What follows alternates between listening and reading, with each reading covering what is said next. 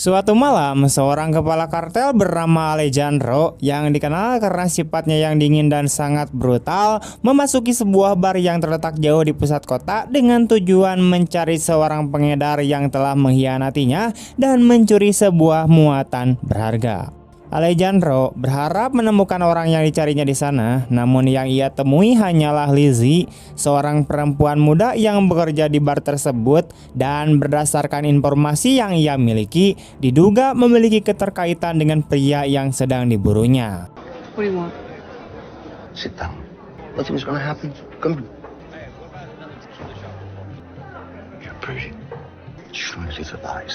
Dalam keadaan ketakutan, Lizzie berusaha menjelaskan situasinya, menyampaikan bahwa Zenzen bahkan bukan pacarnya, melainkan hanya seseorang yang pernah ia temui satu kali dalam pertemuan singkat yang sama sekali tidak berarti, dan sejak saat itu mereka tidak pernah lagi berkomunikasi. Baginya, kejadian tersebut seharusnya tidak membawa konsekuensi apapun. Namun, Alejandro sama sekali tidak tertarik pada penjelasan tersebut karena baginya keterkaitan sekecil apapun sudah cukup. Dengan ketenangan yang mengerikan, Alejandro mengeluarkan sebuah peso dan memperjelas bahwa jika Lizzie tidak bekerja sama, maka bukan hanya dirinya yang akan menderita, melainkan juga seluruh keluarganya. Ancaman itu disampaikan secara langsung dan membuat Lizzie diliputi kepanikan dan ketakutan. Tanpa perlawanan, ia meninggalkan tempat tersebut sambil membawa beban ketakutan dan ketidakpastian. Good girl. Rabbit. Now you can go. Beberapa saat kemudian, seorang petugas keamanan bar yang menyaksikan seluruh kejadian itu memutuskan untuk ikut campur tangan.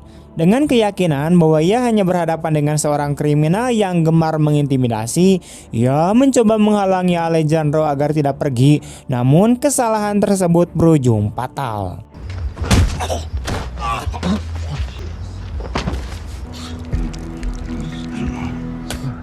Setelah itu, alur cerita sepenuhnya menjauh dari lingkungan penuh kekerasan tersebut dan berpindah ke sebuah wilayah terpencil yang sunyi dikelilingi alam liar yang tenang. Di tempat inilah diperkenalkan Brod, seorang mantan agen rahasia yang telah meninggalkan kehidupan penuh misi berbahaya untuk menjalani hidup sederhana dan tenang bersama satu-satu anak perempuannya bernama Sophia.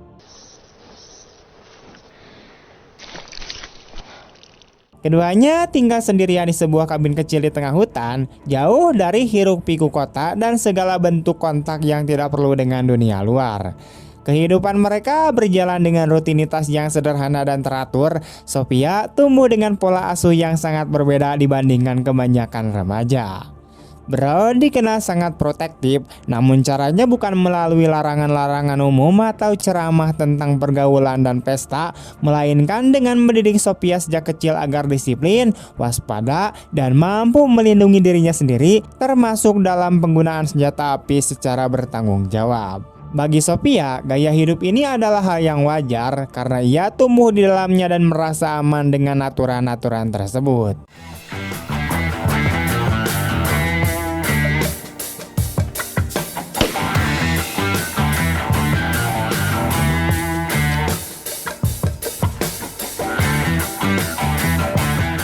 Pada keesokan paginya, Brod memulai hari dengan sebuah doa dalam keheningan. Hari itu merupakan tanggal yang istimewa karena bertepatan dengan ulang tahun Sophia. Brod menyiapkan sebuah kue sederhana dan sebuah hadiah yang ia yakini akan sangat dihargai oleh putrinya. Selagi Sophia masih tertidur, Brod memanfaatkan waktu untuk pergi ke kota guna membeli beberapa perlengkapan berburu.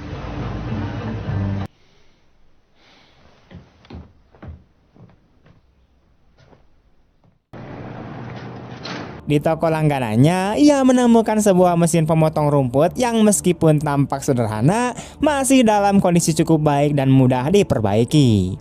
Dengan sikap praktisnya, Bird menawarkan barang tersebut dan berhasil membelinya dengan harga murah sebelum kembali ke kabin di hutan. Sesampainya di sana, Sophia sudah terbangun dan segera membuka hadiah ulang tahunnya. Setelah menyimpannya dengan hati-hati sesuai dengan semua pelajaran yang telah ia terima, Sophia memutuskan untuk pergi ke sungai terdekat guna memancing dan menikmati ketenangan alam. Saat berada di tepi sungai, ia mendengar teriakan putus asa yang berasal dari arah arus air.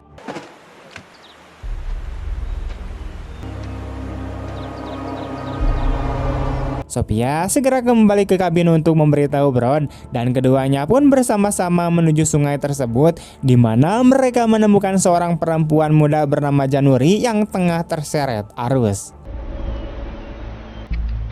Over there. Oh, boy. Okay, we got you.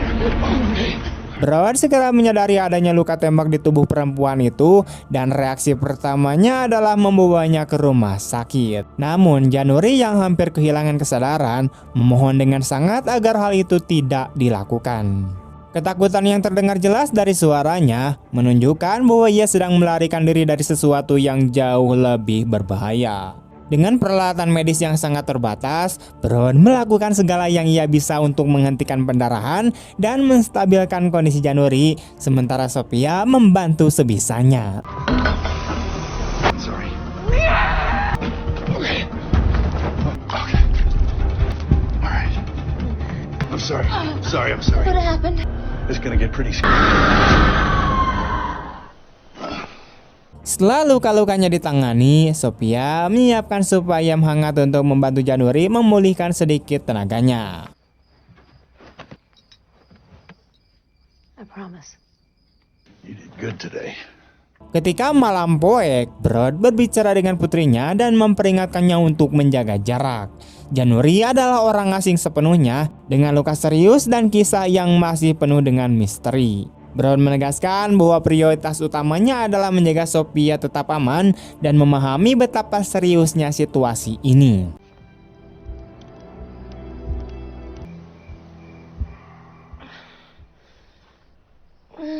Keesokan paginya, Januri terbangun dalam keadaan bingung dan menyadari bahwa salah satu tangannya diborgol pada rangka tempat tidur. Dengan tenang, Sophia menjelaskan bahwa hal tersebut merupakan bagian dari protokol keamanan ayahnya. Meskipun sempat terkejut, Januri akhirnya memahami bahwa tindakan itu bukanlah bentuk kekejaman, melainkan langkah pencegahan karena mereka tidak mengetahui siapa dirinya dan siapa yang mungkin sedang memburunya. I'm Tag. I'm January. Hey there. There you go. Sementara Januri beristirahat, Brod pergi ke Alfamart di kota untuk membeli obat-obatan dan pakaian bersih. Di sana ia bertemu dengan seorang teman lama yang menjabat sebagai sheriff setempat bernama Break. Dalam pertemuan tersebut, Brod juga diperkenalkan kepada rekan baru Break, seorang polisi yang baru dipindahkan bernama Depenpor. See you, big man. See ya. Keep your nose clean.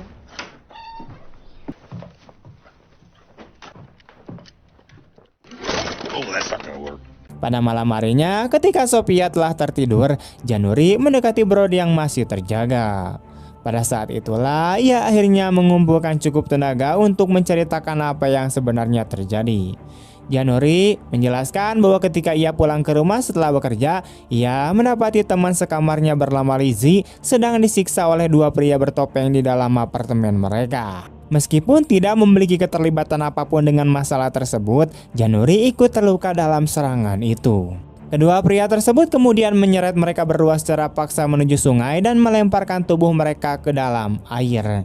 Dalam situasi penuh keputusasaan, Januri sempat berhasil melepaskan diri selama beberapa saat, namun ia tertembak di bagian perut sebelum akhirnya terjatuh ke sungai dan terseret arus. Dengan kondisi luka parah, para pelaku mengira ia tidak akan selamat dan tubuhnya akan menghilang, sehingga mereka pun meninggalkannya.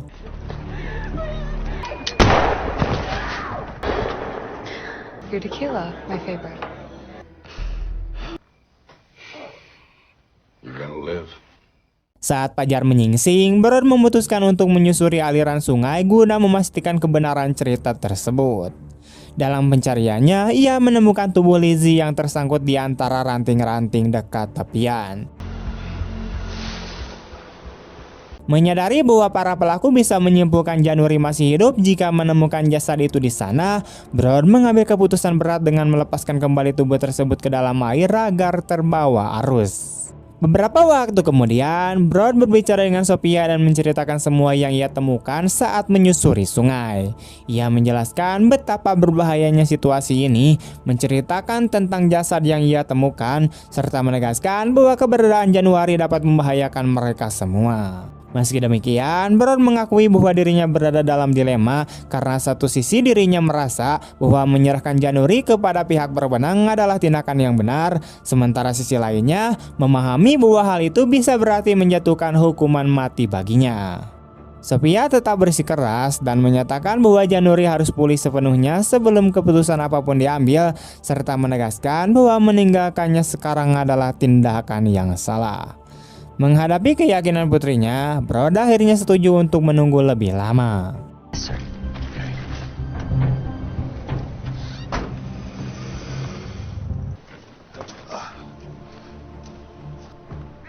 Hari-hari berlalu dengan perlahan dan Januari mulai menunjukkan tanda-tanda pemulihan yang jelas. Pada suatu malam, ia akhirnya mampu keluar dari kabin tanpa bantuan. Dalam kondisi masih lemah, ia menemukan Brod duduk di luar dalam keheningan memandangi hutan. Dengan penuh emosi, Januari menyampaikan rasa terima kasih yang mendalam kepada Brod dan Sophia karena telah menyelamatkan hidupnya, serta mengakui bahwa tanpa bantuan tak terduga tersebut, nasibnya pasti akan jauh lebih buruk. Melihat bahwa kondisi Januari semakin membaik, Brod menyadari bahwa ia tidak bisa lagi menunda sebuah keputusan. Dengan berat hati, ia menjelaskan bahwa keesokan harinya, Januari akan dibawa ke sebuah klinik milik seorang teman lama yang sangat ia percayai, serta memastikan bahwa seluruh biaya akan ditanggung dan Januari akan tetap berada dalam perlindungan selama masa pemulihan. Meskipun bukan keputusan yang ia harapkan, Januari memahami kekhawatiran Brod dan menerima rencana tersebut, menyadari bahwa pilihan itu pilihan yang terbaik. Pada malam yang sama, di tempat lain yang jauh dari sana, Alessandro akhirnya berhasil menangkap Zenzen. Alessandro menahan Zenzen sepenuhnya di bawah kendalinya dan menyiksanya melalui serangkaian kekerasan brutal demi memaksa pengakuan.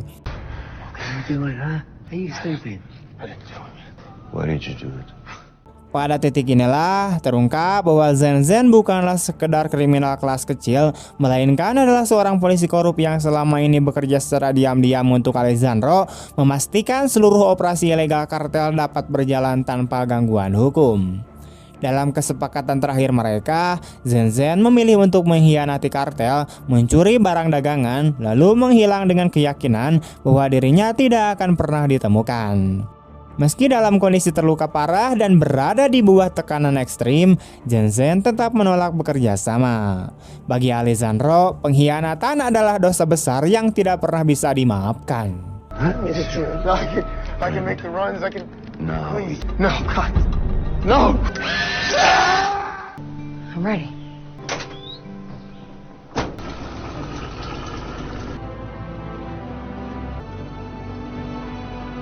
Keesokan harinya, sesuai rencana awal, Brod bersiap membawa Januari ke klinik untuk melanjutkan perawatannya. Namun selama perjalanan, mobil mereka dihentikan berulang kali akibat sebuah insiden yang terjadi pada malam sebelumnya. Polisi yang melakukan pemeriksaan tersebut adalah Sheriff Brick, seorang kenalan lama Brod. Pada awalnya, Brod tetap tenang dan tidak menunjukkan tanda-tanda kegelisahan. Dalam percakapan itu, Brick menjelaskan bahwa selama patroli, ia menemukan jasad bawahannya, yaitu Zenzen, yang terbawa arus hingga ke tepian sungai dan kasus tersebut masih dalam tahap penyelidikan. Ia juga menambahkan bahwa pihak kepolisian menerima laporan lain mengenai penemuan jasad kedua yang ditemukan lebih jauh di aliran sungai, yang kemudian teridentifikasi sebagai Lizzie. Situasi ini mulai membuat Brod merasa tidak nyaman ketika Brick mengungkap bahwa para penyelidik telah menelusuri latar belakang Lizzie dan menemukan bahwa ia tinggal satu apartemen dengan seorang teman dekat. Berdasarkan keterangan para tetangga, kedua perempuan tersebut menghilang pada waktu yang bersamaan. Mengenai teman Lizzie bernama Januari, pihak kepolisian belum memiliki petunjuk konkret apapun dan masih berusaha melacak keberadaannya. Deb, yaitu rekan baru Brick, menambahkan bahwa para penyelidik juga menemukan jejak kaki tidak jauh dari lokasi ditemukannya jasad Lizzie yang mengindikasikan kemungkinan bahwa Januari masih hidup dan sedang dirawat oleh seseorang. Pada suatu momen, Davenport memperhatikan perempuan yang berada bersama Brod dari kejauhan dan menunjukkan rasa curiga. Tanpa ragu, Brod memberikan penjelasan tegas bahwa perempuan tersebut adalah keponakannya yang datang dari luar kota untuk merayakan ulang tahun Sophia, dan penjelasan itu tampak cukup untuk menghentikan kecurigaan sementara waktu. Go crazy. Indians, Russians, wanted. How did you get there? Namun, suasana penuh kecurigaan membuat klinik tidak lagi terasa sebagai tempat yang aman, sehingga Brod memutuskan untuk membawa January kembali ke kabin dengan keyakinan bahwa tempat itu masih menjadi lokasi paling aman. Di sana, January merasa tidak bisa lagi menyembunyikan kebenaran dan mengungkapkan sebuah detail penting bahwa pada malam penyerangan, salah satu pria sempat membuka topengnya dan melontarkan ancaman langsung bahwa dirinya dan Lizzie akan dibunuh. Pada saat itulah January berhasil melarikan diri, namun tertembak sebelum akhirnya terjatuh ke sungai dan terbawa arus. Mendengar pengakuan tersebut, Brod menyadari bahwa January kini menjadi saksi kunci dan ia yakin para pelaku tidak akan berhenti mencarinya. I'm sorry.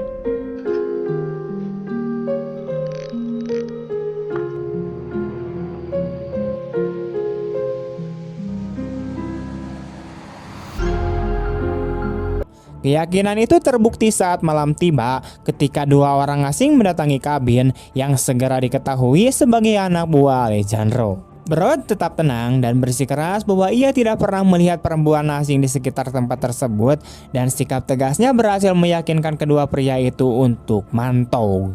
I'll keep looking and digging for my...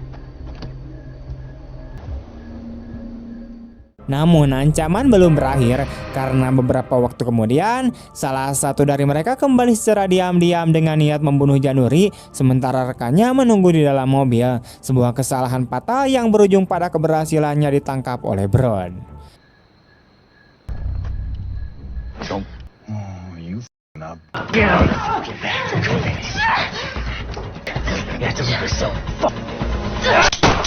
Setelah Sophia melepaskan tembakan peringatan untuk mencegah perlawanan, Brod menghabisi ancaman tersebut dengan cepat. Untuk menghilangkan jejak, Brod terpaksa membakar kedua jasad dan meninggalkan kendaraan mereka di sebuah tambang tua yang telah lama ditinggalkan, sebuah tempat yang hampir mustahil ditemukan orang.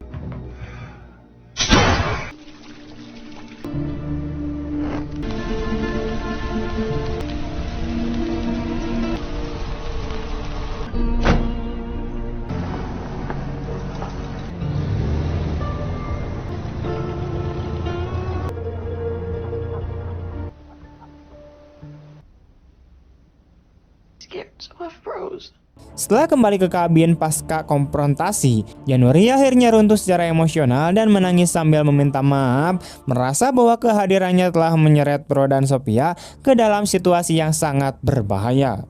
Ia diliputi rasa bersalah atas semua yang terjadi. Brod berusaha menenangkannya sebelum akhirnya pergi untuk bertemu secara pribadi dengan Sheriff Brick. Dalam pertemuan tersebut, Brod mengungkapkan kebenaran bahwa perempuan yang dilaporkan hilang di sungai sebenarnya masih hidup dan berada dalam perlindungannya, serta menegaskan bahwa Alejandro tidak akan menyerah dan akan terus mengirim orang-orangnya untuk memburu.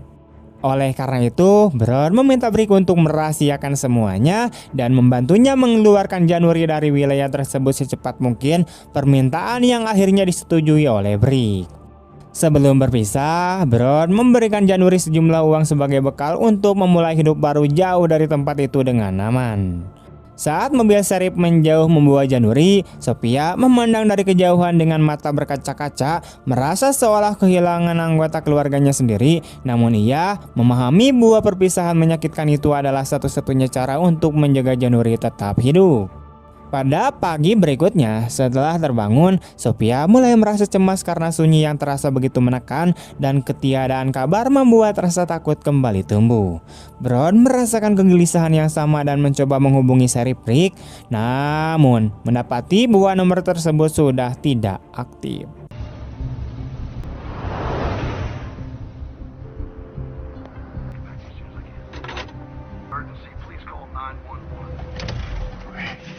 Tanpa pilihan lain, ayah dan anak itu memutuskan untuk pergi ke kantor Sheriff untuk mencarinya. Sementara Sophia menunggu di dalam mobil, Brod disambut oleh Davenport yang tampak baru saja keluar dari rapat pagi. Namun alih-alih menjawab secara langsung keberadaan Brick, Davenport berbicara dengan cara yang janggal dan terus mengalihkan topik, bahkan sempat menyiratkan bahwa Brick mungkin terlibat dengan Zen, sebuah tuduhan yang sama sekali tidak masuk akal bagi Brod karena ia mengenal Brick selama bertahun-tahun sebagai pria jujur yang tak pernah mau menerima uang kotor. I'm saying you had to meet up. But I sure do, and I sure do. Did you talk to Brake? Pada malam yang sama, saat Brod dan Sophia tertidur di kabin, sebuah mobil asing berhenti secara senyap di sekitar area tersebut dan pengemudinya ternyata adalah Davenport yang bersenjata mendekati kabin dan masuk dengan hati-hati sebelum sempat bertindak. Tidak lama kemudian, Davenport terikat di kursi dengan mesin pemotong rumput tergantung tepat di depan wajahnya, dan di bawah tekanan hebat, ia akhirnya mengakui kebenaran bahwa Sheriff Brick telah dibunuh dan January diserahkan kembali kepada Alessandro tidak lama setelah pertemuan terakhir dengan Brod. Pengakuan itu menghantam Brod dengan keras, dan setelah mengetahui bahwa sahabat terdekatnya telah tewas serta January kembali jatuh ke tangan Alessandro, ia memaksa Davenport mengungkapkan lokasi persembunyian kepala kartel tersebut. Ketika Davenport menolak dan mencoba memprovokasi, Brod terpaksa menggunakan kekerasan untuk mendapatkan informasi itu.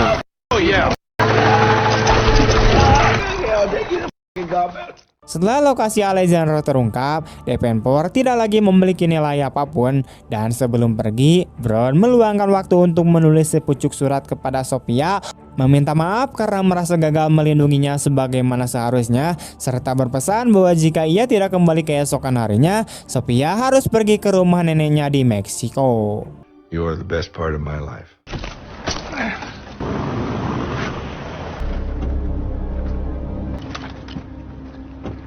Hey, front gate. Where you at? Brod kemudian menuju ke sebuah pabrik terbengkalai dengan membawa Davenport yang terluka parah sebagai alat tawar. Di sana ia bertemu Alessandro yang menyambutnya dengan penuh percaya diri, melontarkan ancaman dan menunjukkan bahwa dirinya merasa sepenuhnya mengendalikan situasi serta siap menghabisi Brod dan tawanan tersebut. Tanpa sepengetahuan ayahnya, Sophia memutuskan mengikuti secara diam-diam dan bentrokan bersenjata pun tak terhindarkan.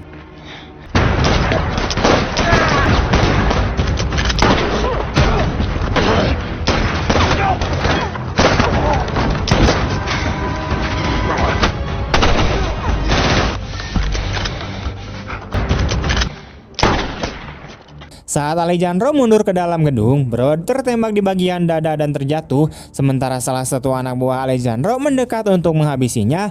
Namun Sophia bertindak cepat dengan menembak dari kejauhan dan menyelamatkan nyawa ayahnya, meski tindakannya mengungkapkan posisinya sendiri dan memancing musuh lain untuk mengejarnya. Dengan berpikir cepat, Sophia memanfaatkan lingkungan sekitar, meninggalkan senapannya sebagai umpan.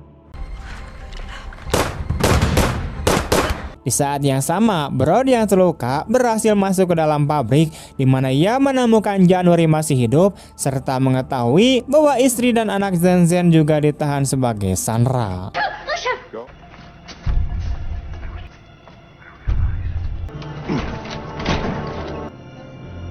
Saat berusaha mencari kunci untuk membebaskan mereka, Alessandro muncul secara tiba-tiba dan menikam Brod dari belakang.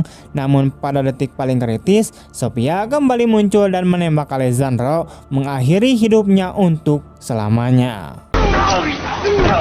Nobody. You don't even know me. Dengan kematian Alessandro, beban panjang itu akhirnya berakhir. Dampak dari konfrontasi tersebut sangat berat, dan baik Brod maupun January membutuhkan waktu berbulan-bulan untuk pulih sepenuhnya.